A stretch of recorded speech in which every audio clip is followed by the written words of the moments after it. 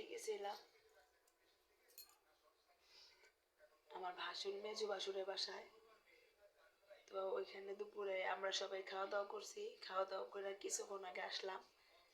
আইসা রাত্রে রান্নার জন্য আয়োজন করতেছি, কারণ রাত্রে খেতে হবে। তো রাত্রে রান্নার জন্য সব কাটা বাছা করে রাখলাম।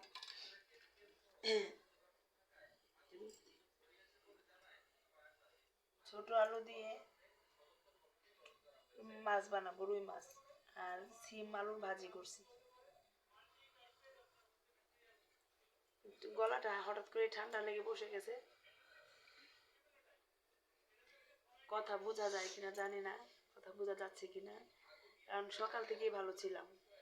হঠাৎ করে এই দুপুর থেকে গলাটা দেখি একটু হালকা ব্যথাও করতেছে, আবার বৈশাও গেছে, মানে কথা বলতে কষ্ট হইতেছে। যেটাই হোক,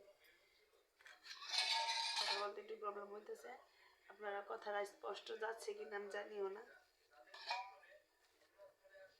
আর এখন হঠাৎ করে আজকে আবার একটু গরম লাগছে, সবার এই গরম ঠান্ডার জন্য সবাই একটু অসুস্থ হইতেছে, জ্বর হইতেছে, ঠান্ডা কাশি এগুলোই হইতেছে সবারই।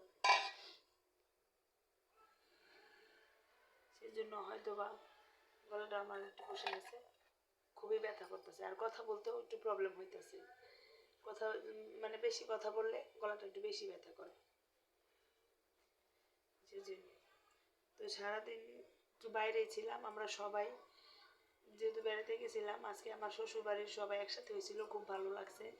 ওর 3টা ভাই 3টা বোন সবাই একসাথে দুপুরে খাওয়া দাওয়া করলাম, একসাথে ছিলাম। তারপর বিকেলে সবাই যার যার বাসায় চলে গেছে, আমরাও চলে আসছি। আজকের দিনটাই আসলে খুবই ভালো ছিল।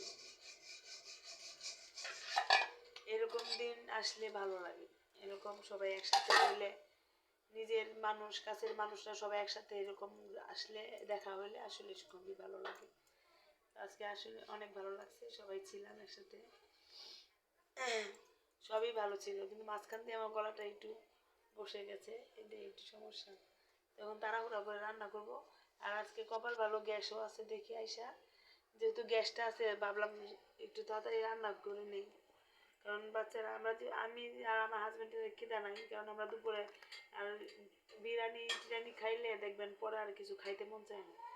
কিন্তু আমরা বিরিয়ানি খাই আসছি, তো আমাদের রাত্রে খাওয়ারও মন চাইতেছে না, কিন্তু বাচ্চাদের জন্য একটু রান্না করতেই হয়। সেজন্য ওদের জন্য রান্না করবো, আজকে রাত্রিবেলা মাছ রান্না করবো।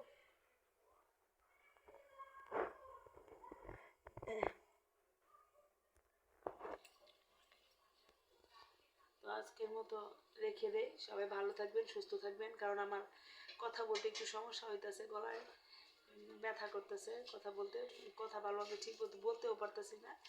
তো সবাই আমাদের জন্য দোয়া করবেন, আমরা যাতে ভালো থাকি, সুস্থ থাকি। আমরাও আপনাদের জন্য দোয়া করব, আপনারাও ভালো থাকেন, সুস্থ থাকেন। আর সবাই এই শীত গরম এগুলার মাঝখানে সবাই একটু ভালোভাবে থাকবেন, সাবধানে থাকবেন। টাটা।